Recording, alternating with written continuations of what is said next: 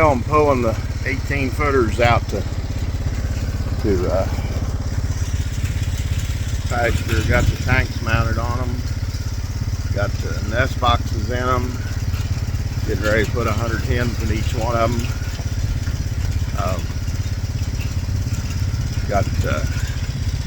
Got one already set, all set up ready. And getting them in place, headed west. We got lots of clouds coming. We're gonna get some rain tonight, as humid as it is. It's pretty steamy for sure. But that's what's going on at Natural Grandma. Just getting ready to produce a few more eggs than we've been doing lately. We've been doing about